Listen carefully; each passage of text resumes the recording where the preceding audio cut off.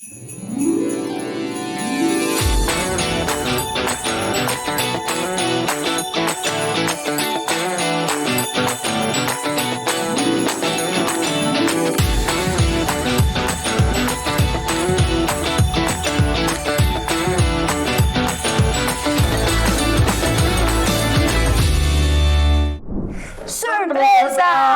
Bem-vindos ao nosso episódio especial de Natal. Vocês não pensaram que a gente estaria aqui hoje, pleno Natal, desejando Feliz Natal pra você, inclusive, mas por um motivo muito especial, né, Irabel? Hoje a gente tá aqui pra você que achou que não ia ter nada desse dia de Natal, nós estamos aqui com a presença ilustre. Especialíssimo. Exatamente, o nosso diretor-geral, Dr. Gilberto Corbacho, então a gente vai conversar um pouquinho com ele hoje, né? E aí a gente vai começar o seguinte, né? A gente quer saber um pouco sobre a sua trajetória até a carreira de administração, como que você começou, como que iniciou, né? Porque isso é uma curiosidade de todo mundo aqui da comunidade, né? De entender um pouco sobre a sua história. Bom, aí acho que a maioria aqui da FOC já sabe, né? Minha origem é bastante humilde, eu nasci lá no interior do Paraná, no interior de uma cidade, nasci na roça mesmo, como dizem lá no Paraná, e de lá eu acabei entrando para o Banco do Brasil, não por acaso, eu não posso dizer que as coisas são por acaso, porque eu trabalhava na roça e eu tinha um objetivo, que eu queria ter a minha própria propriedade, que eu queria ter um gado, umas vacas de leite, que meu avô era produtor de leite, e ter lá uma roça também, um soja e um trigo, que plantava muito naquela época. E um dia, trabalhando, eu fui fazer a conta, quanto tempo eu levaria para poder ter essa propriedade minha. E eu descobri que se eu trabalhasse 100 anos, guardando todo o dinheiro sem tirar um centavo, eu não conseguiria comprar. Então, daquele momento, eu comecei a colocar minha cabeça para pensar em como fazer para comprar, porque eu não queria mais ficar em uma atividade que eu não ia conseguir comprar nenhum sítio para mim, né? Que não era nenhuma fazenda gigante que eu tinha de sonho. Então, o que eu fiz? Eu resolvi abandonar a roça com 17 anos e ir para a cidade para procurar um emprego que ganhasse pelo menos umas 5 vezes mais do que eu ganhava lá na roça, para poder comprar o meu sítio. Então eu tinha esse objetivo, eu não abria mão dele. E aí eu fui para a minha cidade lá e procura cidade pequena, eu não conseguia emprego. Mas eu estava se formando no ensino médio, né? Hoje é ensino médio, aquele tempo era 2º grau, e meus colegas resolveram fazer vestibular. Insistiram, e eu fui fazer o vestibular na Universidade Estadual de Londrina e tive a sorte de passar. E aí eu tive que me mudar para Londrina, morar com um tio, que meu tio Sidney e a tia Cleide, que me receberam. E eu continuei em Londrina, estudando à noite e procurando emprego. Mas como eu saí da roça, eu não sabia nem datilografia. Então assim, eu não tinha condição de eu vencer ali com nada, porque eu não falava direito, eu não sabia fazer nada de especial. Então assim, acho que até essa ignorância me ajudou, porque se eu soubesse um pouco de quanto eu estava despreparado, eu acho que não teria ido. Talvez tivesse assustado.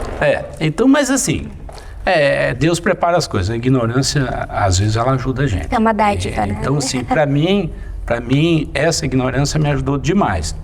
E nesse meio tempo, um amigo do meu pai ficou sabendo que eu tinha passado no vestibular e falou para o meu pai, olha, se ele passou no vestibular, você deve de mandar ele fazer o concurso do Banco do Brasil, porque ele deve ser sabido. E aí, deu para o meu pai um papelzinho com o número de telefone de um cursinho para o Banco do Brasil, lá em Londrina. E meu pai não sabia o que fazer com aquele papelzinho, né? Pegou e entregou para minha mãe.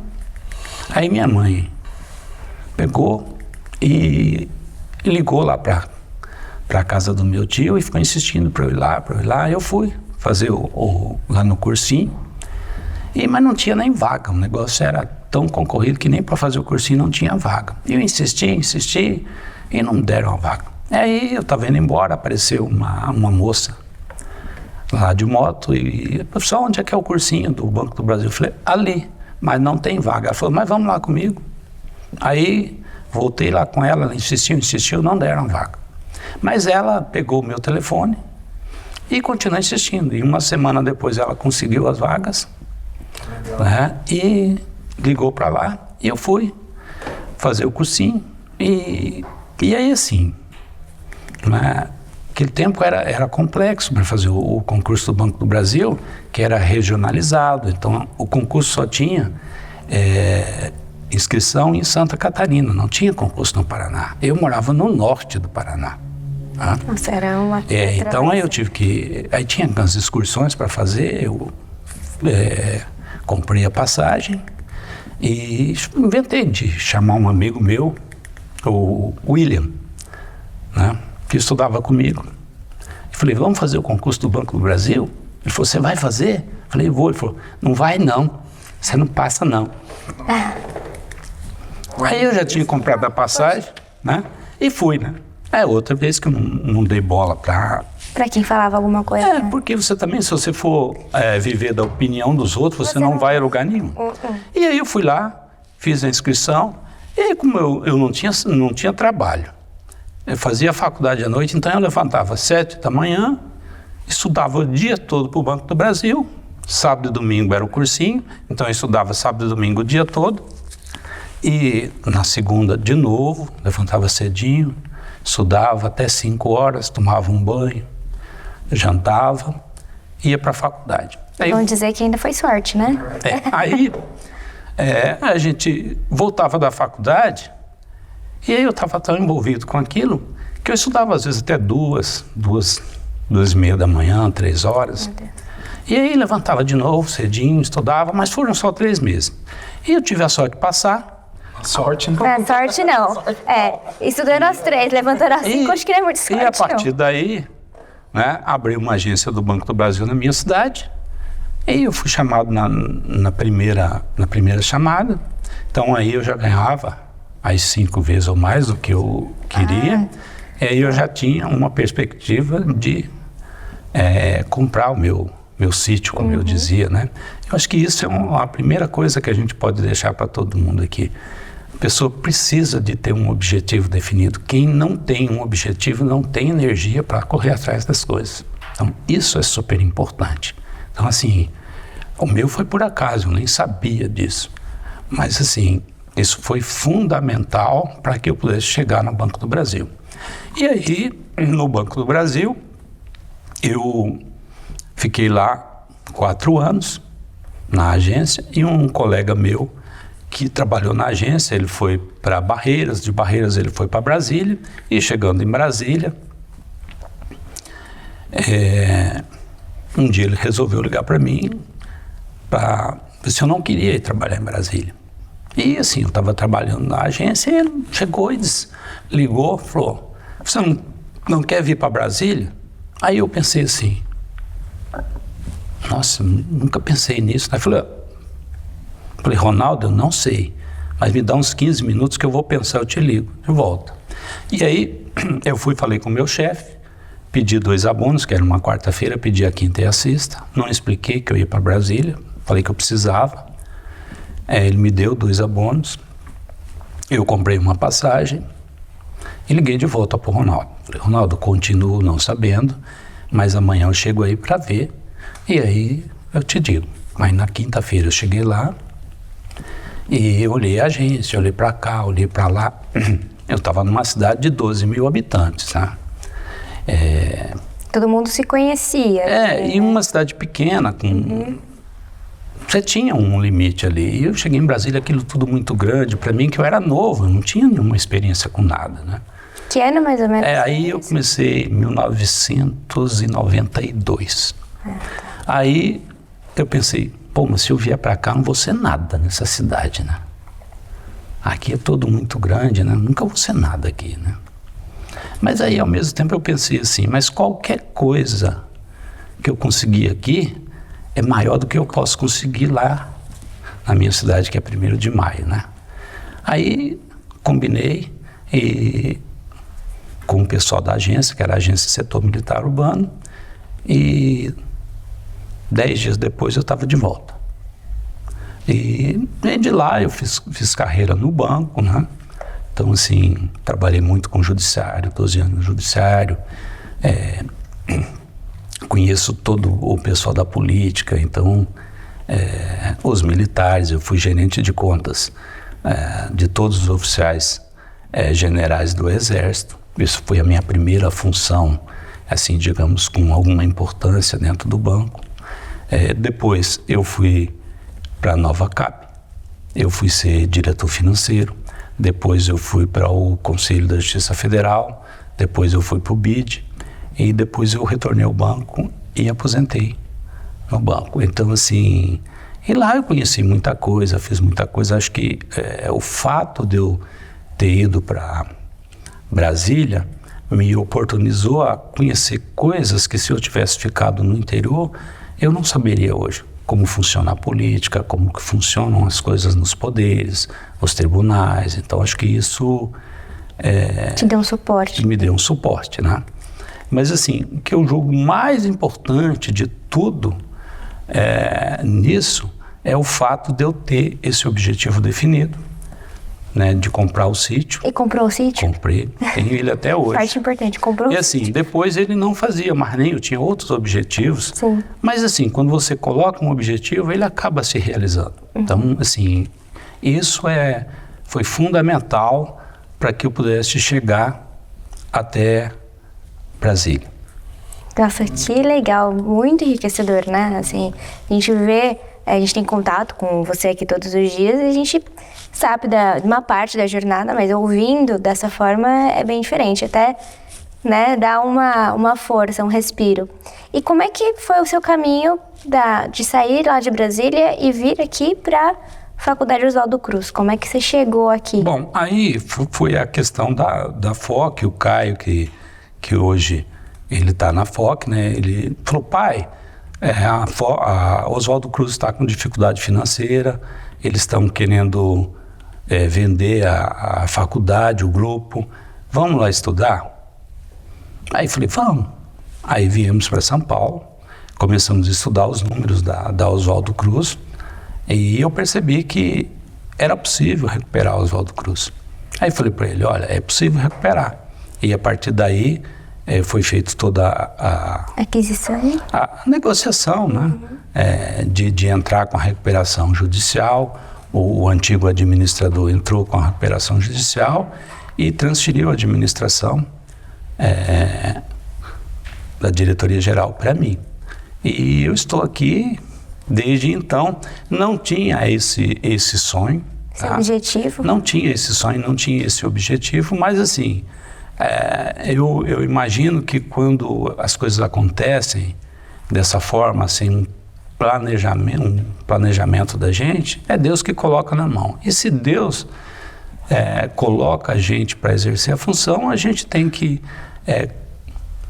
colocar toda a nossa energia, toda a nossa força e saber que vai dar certo, porque se Deus confiou, vai funcionar. Talvez seja até um paralelo ali com Brasília também, né? Brasília, o senhor também não tinha esse objetivo. Foi o seu amigo que ligou e o senhor foi lá e fez uma carreira super bonita em Brasília. Então aqui também, o senhor não tinha esse objetivo, né? Então, aí o filho ligou? O filho ligou e veio aqui. Hoje o senhor está aqui e quem participa do dia a dia com o senhor aqui sabe de todo o seu empenho para que se obtenha o mesmo sucesso que você teve lá na sua carreira em Brasília, né?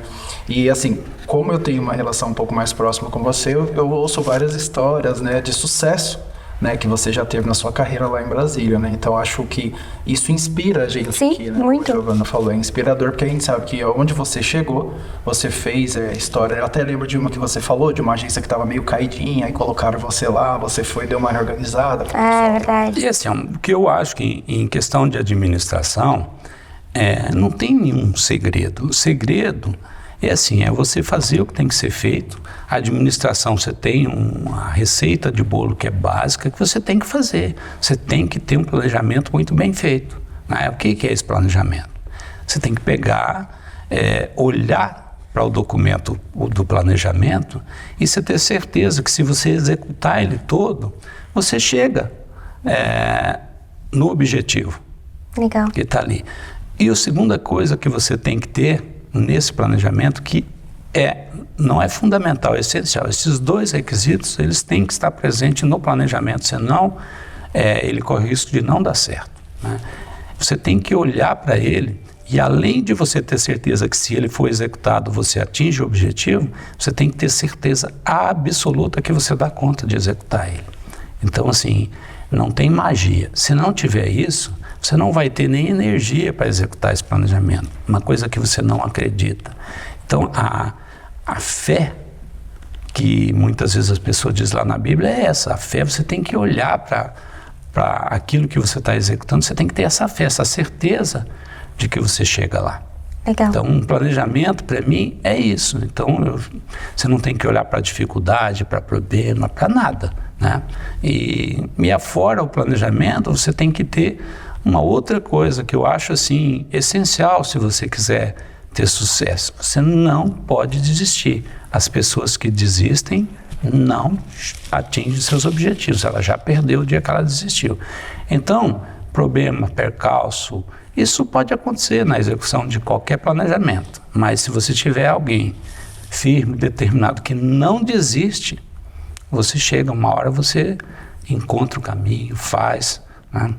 E eu vim com essa visão, com essa missão, e eu quero mostrar para vocês que mais um pouco a gente vai ter uma FOC renovada, diferente, grande, maior do que ela já foi e maior do que até a gente viu e imaginou. Então, acho que isso é da gente. Eu acho que isso já dá até pra gente perceber, até para o nosso projeto, que é o FOCcast, né? Em outros mundos, isso não aconteceria. E a gente tá tendo essa liberdade de conduzir de uma forma muito mais humanizada, até com os professores, a gente faz as gravações aqui, eles elogiam depois por essa liberdade de eles poderem contar, não daquela forma dura, a área, mas poder mostrar de outra forma, de uma forma mais leve.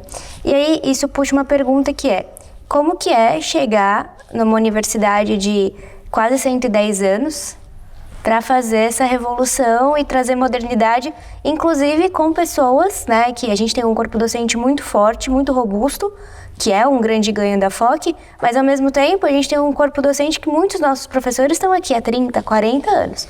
Como é que foi chegar com uma nova administração, uma nova visão? Como que é administrar uma Bom, a primeira coisa é o seguinte, que um dos pontos que foram analisados foi esse corpo docente forte, essa imagem, por exemplo, engenharia, farmácia, química, área de saúde nossa, enfermagem.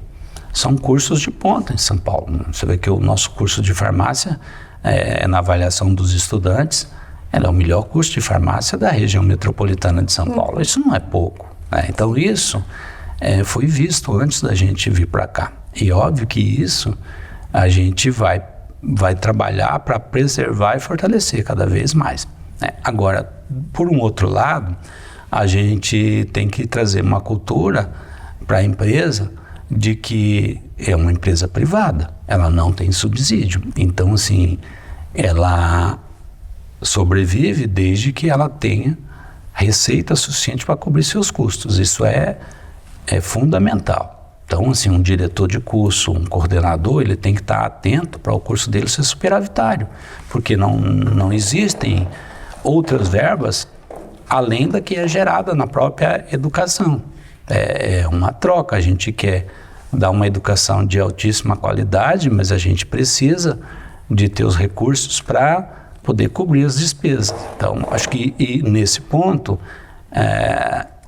a FOC é carente da gente ainda caminhar, né? Muita gente entendeu, mas algumas pessoas ainda não percebeu com total clareza que a sobrevivência de uma empresa depende da geração de recursos, seja de onde vier, né? Então, por isso que a gente está atacando em todas as fontes. A gente aluguel, a gente fazer concursos no final de semana, agora a gente tem que ampliar o número de vagas. A gente não pode ter uma sala com cadeiras vazias, a gente tem que ter sala cheia, porque uma sala cheia proporciona que eu tenha um custo individual menor, né? Mantendo a mesma qualidade para o aluno. Então, essas coisas, elas têm que ser totalmente compreendidas pela equipe e a gente tem que pensar como se a gente fosse uma única cabeça. Sinergia. Assim, não dá para esperar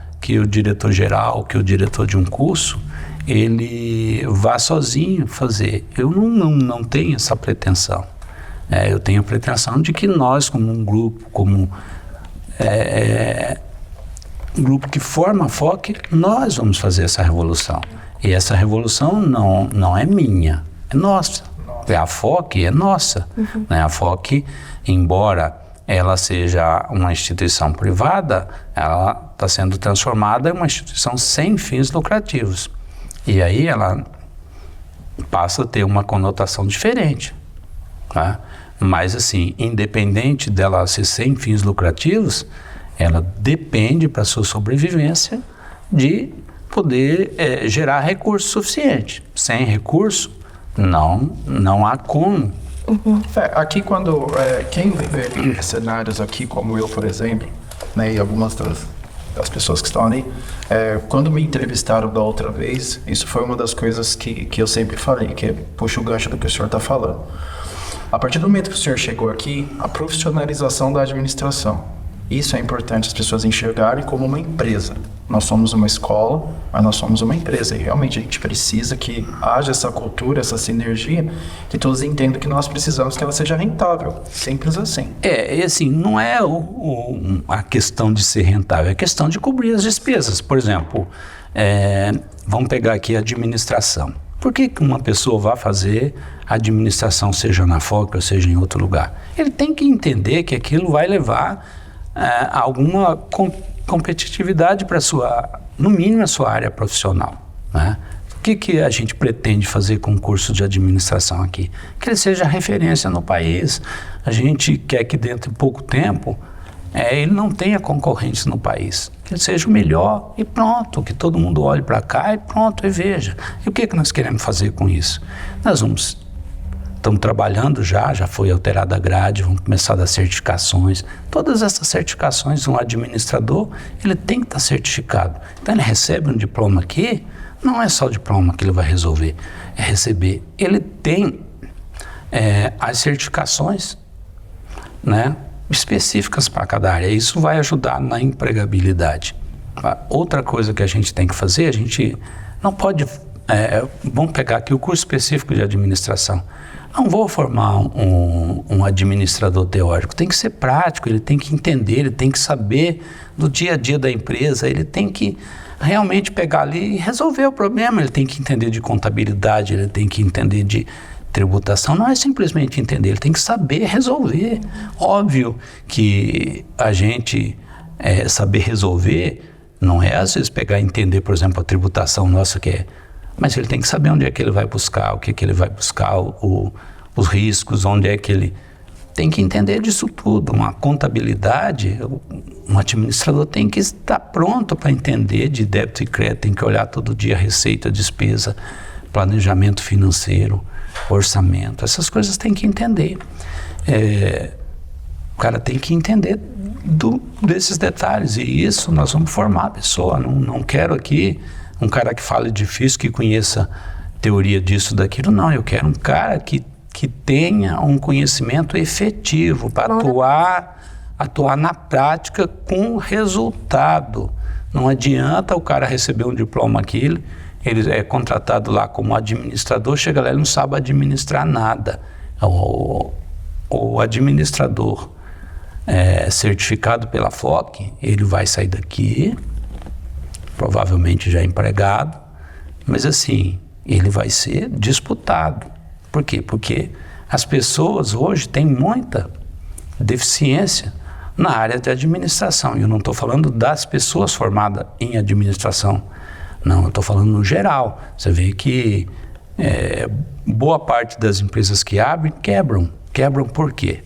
Por falta de administração. Então a gente tem uma carência gigante de administradores. O sujeito, às vezes, ele é um ótimo profissional, um ótimo engenheiro, um ótimo isso, um ótimo aquilo. Ele abre uma empresa, abre aquilo, quebra. Quebra por quê? Porque ele não é bom no que ele faz? Não, ele sabe fazer, ele não sabe administrar. Ele não sabe. E eu quero preparar pessoas para poder ajudar as empresas a ter sucesso. Ajudar não, eu quero para a pessoa contratar o nosso formado aqui e ter a certeza de que administrativamente ele está bem servido. Então, assim, nas outras áreas, o que a gente pretende fazer? A gente já tem, por exemplo, química, as engenharias, a farmácia, a gente já tem excelência, mas a gente vai cada vez mais buscar excelência. Por quê? Porque o melhor sempre se destaca. Se você for um profissional, sei lá, de farmácia, mas você estiver na multidão, você vai concorrer com uma multidão de gente. Agora, se você for o destaque na sua profissão, você vai ser o primeiro a ser empregado, você vai estar preparado para fundar a sua empresa, para dirigir a sua empresa. É isso que eu quero.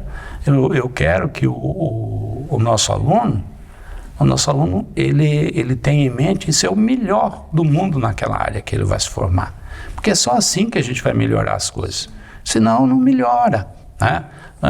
Por outro lado, a gente tem também o nosso ensino médio, a nossa escola técnica, e a gente quer nisso aí também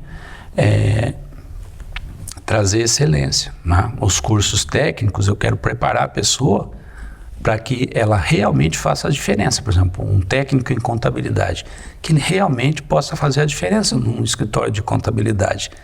Mas a diferença não é só para a empresa, é porque se hoje ele tem lá, sei lá, talvez ele possa ganhar um salário até de 2 mil, que ele no mínimo ganha um salário de 5 mil fazendo um curso técnico, porque aí ele pode fazer a faculdade, ele pode cuidar da vida dele, né? Então a gente vai ter de enfermagem, vai ter um monte de cursos no ensino técnico. Por quê? Porque isso você vai ajudar a empresa, você vai ajudar o aluno. Porque se a pessoa tiver um melhor salário, ela consegue fazer outras coisas. Porque se ganha muito pouco, não consegue nem fazer uma faculdade. Então a gente sabe que tem famílias que não têm condição de tirar 1.000, 2.000 reais para poder pagar a faculdade para um filho. E se eu dou ensino técnico aqui, o próprio aluno pode pagar a sua faculdade, né? E aí ele pode, lá na frente, melhorar a vida da família toda. Então o ensino técnico nosso aqui vai ser baseado também na excelência. Muito bom. É isso que a gente vai fazer. Legal. O senhor, numa oportunidade, o senhor me falou sobre uma história que, para quem não sabe, o senhor tem um livro publicado, né? E aí o senhor me falou uma vez que, pensando nessa questão de você saber empreender, de você se movimentar, não aceitar ficar ali naquela questão, formar profissionais pensantes, o senhor me contou uma história de uma vez de um rapaz que leu um trecho do livro do senhor e entrou em contato com o senhor. Essa é uma história bem bacana de revolução na vida dele. Eu gostaria que o senhor, se pudesse, falasse um pouquinho para a gente. Isso aí, assim, alguém me encontrou por conta do livro, né, e pediu se eu podia ajudar ele. Isso foi no ano de 2020, acho que mês de outubro. Estava todo mundo naquele período de pandemia, difícil. O rapaz era um rapaz que estava desempregado, formado em contabilidade, desesperado, porque na pandemia ninguém arrumava emprego, ele não tinha outra fonte de renda, e aí pediu ajuda. E aí às vezes eu ajudo muitas pessoas dando conselhos. Aí eu estava de boa, falei, não, tá bom, dei o celular para ele e comecei a falar com ele pelo WhatsApp, e aí marquei uma consulta, né, ou uma sessão, que aí uns 40 minutos que eu converso com a pessoa, e aí deixei ele falar, contar a vida dele toda, e aí quando eu percebi o que ele precisava, eu dei conselho para ele, né, e ele achou ruim comigo. Aí eu falei, olha, o conselho que eu tenho para você é só um, não é 2 nem 3. Se você quiser esse, se você não quiser, eu não tenho outro. Eu sinto muito. Você não precisa mais falar comigo, é só isso que eu tenho para você.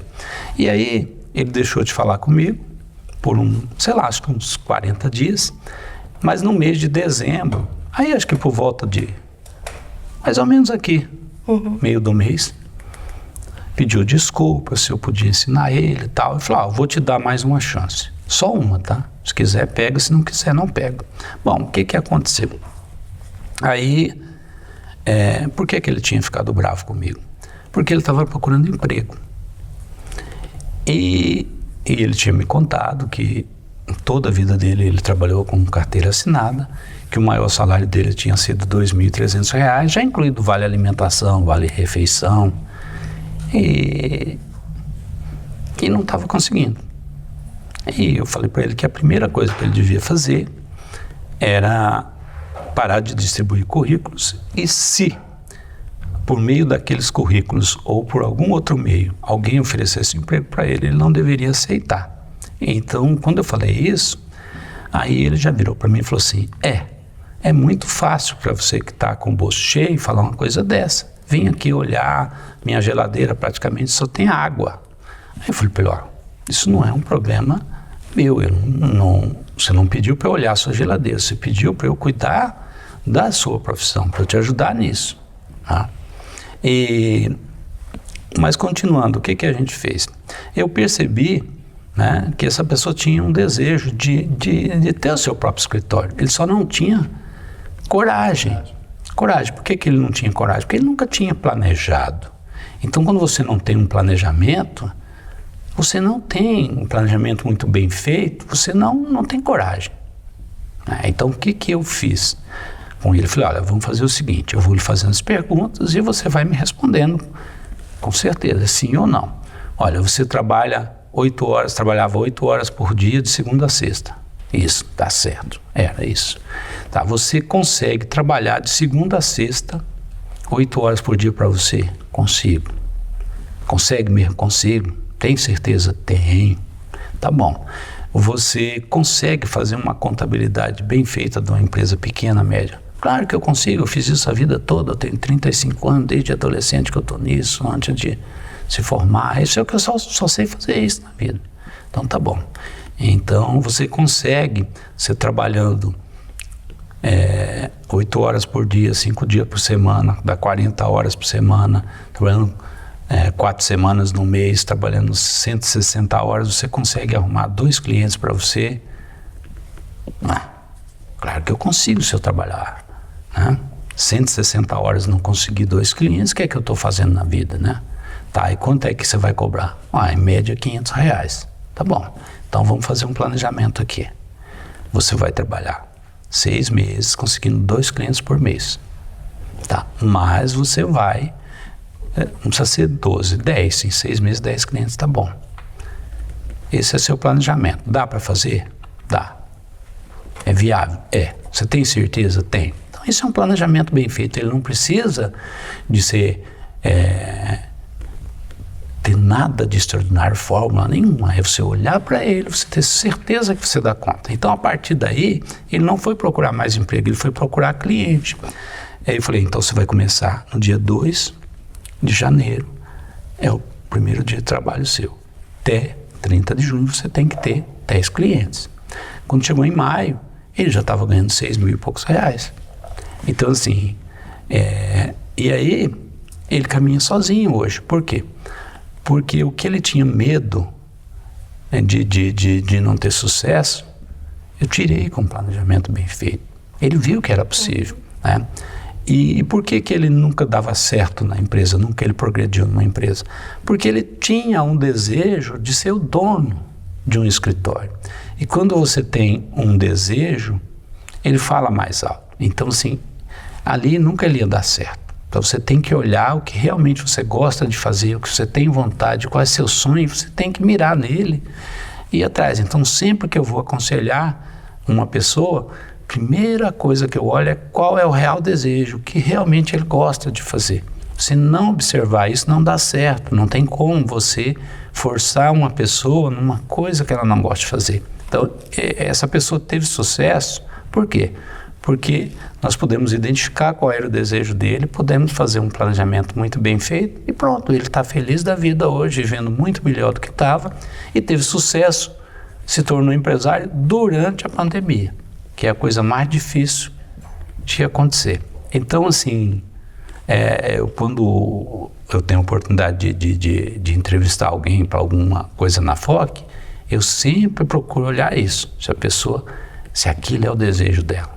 A pessoa às vezes é competente, é boa, mas a vontade dela é de fazer outra coisa. Então eu não contrato, mesmo às vezes ela sendo mais competente que o outro, eu prefiro alguém que goste de fazer, que se entrega por aquilo. Então aí ela vai ter sucesso. Muito legal, muito bom. Bom, vamos fazer as nossas perguntinhas? Vamos lá. E aí, tem coragem de fazer as perguntinhas pro chefe? Tem? E aí? Vamos ver quais que eu vou fazer. Ah, entendi. Selecionando agora, né? Eu quero começar fazendo uma que eu acho que é bem importante e que casa justamente com esse momento que a gente está conversando agora. Se você pudesse dar um conselho para alguém que está começando, assim, que está iniciando, eu acho que aqui a gente pode pegar até essas pessoas que estão entrando no ensino médio, que estão nesse momento de busca e tal. Qual que seria o seu conselho?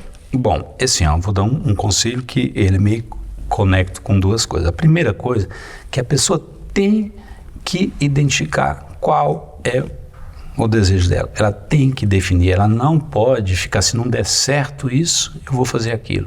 Você tem que definir o que é que você quer na vida e a partir daí você fazer um planejamento e em cima, você não desistir nunca mais.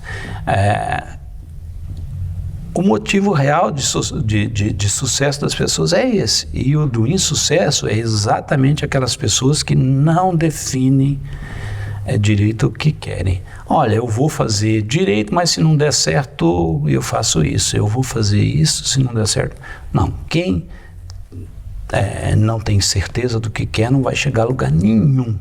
Então, assim, primeira coisa é definir um único objetivo em cima dele. E esse objetivo tem que ser a coisa que você mais gosta, que você mais tem afinidade. E não desistir, porque problema todo mundo vai ter. Vai chegar uma hora que você vai sentir cansaço, que você vai sentir vontade de desistir, mas não desista, vai em frente, porque se você todo dia você der um passo, uma hora você chega lá. Então, esse é o conselho. Muito bom. Legal. Isso é super importante mesmo.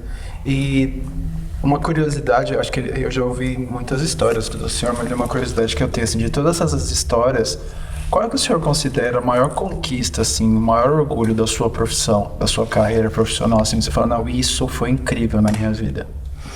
Assim, eu acho que, assim, não diria até da minha profissão, porque eu acredito que para você melhorar a vida de uma pessoa, você só melhora de um jeito. Eu não diria nem só com educação. Você melhora quando você ensina uma pessoa a pensar, quando você dá a oportunidade dela pensar. Então, acho que uma das coisas mais bonitas que aconteceu na minha vida foi um projeto que a gente fez com o Colégio Marista, com o irmão Arlindo, que era do Colégio Marista de Brasília, e que a gente colocou um monte de jovens da cidade de São Sebastião, e que hoje todo mundo está bem, tem gente... professores formados. Tem tudo. Então, assim, eu acho que isso foi uma coisa assim que realmente marcou, porque eu vejo que muita gente está ali, não ia conseguir estudar num colégio bom como Marista, e não ia conseguir fazer uma universidade. Teve gente que chegou a falar comigo o seguinte, que ele não acreditava nele, que ele só pôde acreditar que ele podia ser alguém de classe média ou ter o seu próprio carro, sua própria casa, a partir dessa oportunidade. Então, quando você dá a oportunidade para alguém que realmente quer, eu acho que isso faz toda a diferença da vida. Legal, porque esse foi um programa que ele colocou, né, de bolsa. Sim, foi. Muito bacana. Muito legal mesmo. E você tem algum filme ou alguma série que você pode recomendar para o pessoal assistir, que você gosta? Eu gosto de ler. De livro? Ah, um livro, ótimo, perfeito. Um livro. O meu, óbvio. Muito bom. Falou do seu livro. Mas assim, olha, eu leio coisas muito diferentes aí do que o pessoal gosta de ler, né? Eu gosto de ler Jung, eu gosto de ler Freud, eu gosto de ler essas coisas, porque a minha cabeça ela é voltada para entender como uma pessoa obtém sucesso. Então, assim, basicamente, minha leitura É isso. Então, assim, eu fiz um curso de teologia por conta disso. Eu estudei de tudo para poder entender como uma pessoa tem sucesso e por que outras tantas não têm. Às vezes você pega duas pessoas que são tão inteligentes e aí uma, de repente, se acerta, vai bem, e a outra, de repente, toma um caminho que você fala, como que esse sujeito afundou tanto, né? Eu vejo, assim, pelas pessoas que a gente conhece, a maioria tem um potencial enorme e, de repente, murcha. Então, a minha vida toda é estudar isso. Muito é bom. isso que eu gosto. É legal ouvir isso do diretor da faculdade, do colégio, diretor-geral, é muito importante. E isso é o que a gente pretende trazer para a faculdade. A gente pretende com que as pessoas aqui elas realmente tenham a capacidade de pensar, que elas não saiam daqui doutrinadas. De nenhuma forma a gente quer um sujeito independente de consciência, porque não tem nada pior do que uma pessoa doutrinada. Isso daí agora vem, né, entrar no finalzinho aí, uma pergunta que eu acho que é a curiosidade da gente aqui. Qual que é o seu sonho para o futuro da FOC? O que o senhor espera? Meu sonho para o futuro da FOC é a gente poder, por exemplo, em 4 ou 5 anos, a gente ter formado 100 mil pessoas. Olha, que legal. Assim, eu acho que a gente está trabalhando, a gente está buscando. Óbvio que você não muda a história de uma organização centenária com meia hora. Eu venho de instituição centenária, que a minha carreira foi construída no Banco do Brasil. Eu entrei no Banco do Brasil quando ele ainda tinha a conta do Tesouro, né? Que a gente não tinha problema com dinheiro, com nada, não tinha problema com orçamento. Depois a gente fez a mudança, não foi com meia hora, mas ela existiu. O Banco do Brasil hoje é uma potência. Eu sei o que a gente tinha, o que a gente tem hoje no Banco do Brasil. Eu sei o que a gente tem na FOC, eu sei o que a gente tem que fazer, porque eu já vi essa história lá no Banco do Brasil. Então, assim, a FOC é centenária, como diz os judeus, como é que é uma Enoque Companhia, né? Isso é difícil você ter isso. E a gente tem potencial para ser uma das maiores, está entre as 5 melhores do país, não muito longe. Muito bom, muito legal. Quero agradecer. Eu aceito do nosso convite. Perguntas amáveis de vocês. Para bater esse papo com a gente aqui, é muito legal ter essa possibilidade. É um episódio especial, né? Justamente para isso, mas a gente não pode deixar de falar que as nossas inscrições estão abertas, esperando as suas matrículas. Então, eu acho que isso é muito importante também. E saber colocar um pouquinho a sua figura aqui para conversar e para mostrar que você não fica numa sala, né? Você transita, você conversa e você tem toda essa magnitude para conversar com a gente e fazer essa troca. Eu acho que assim, que numa empresa a gente tem que conversar com todo mundo, ouvir todo mundo, a gente tem que estar aberto para transmitir a experiência da gente para receber a dos outros, porque ninguém é melhor que ninguém, tá? Eu acho que tudo nessa vida começa com uma ideia, com um pensamento. E uma ideia, ela necessariamente ela não vem para o cara que tem um cargo mais alto, ele pode vir lá para o estagiário, para o menor aprendiz, para qualquer pessoa. Então, assim, a gente tem que ouvir, tem que captar e pegar as ideias boas e trabalhar para elas virarem realidade. Muito legal. Muito obrigada mais uma vez. Obrigado mais uma vez, né, pela honra, né, de vir aqui, né, e mostrar esse seu lado mais humano mesmo, para as pessoas conhecerem quem é o senhor. É uma carinha, né? É importante. Não só o nome, né? Assim como a gente já conhece do dia a dia, mas eu agradeço mesmo. Muito obrigado. E boas festas aí para todo mundo. Exatamente. Feliz Natal, Feliz Ano Novo. Obrigada por ficarem aqui com a gente. Mais esse episódio, um episódio especial que ninguém estava esperando. Mas a gente continua amanhã com a nossa programação normal, toda terça, quinta e sábado, aqui no Foccast, que é o podcast exclusivo do Grupo Educacional Oswaldo Cruz. Obrigada. Muito obrigado, pessoal.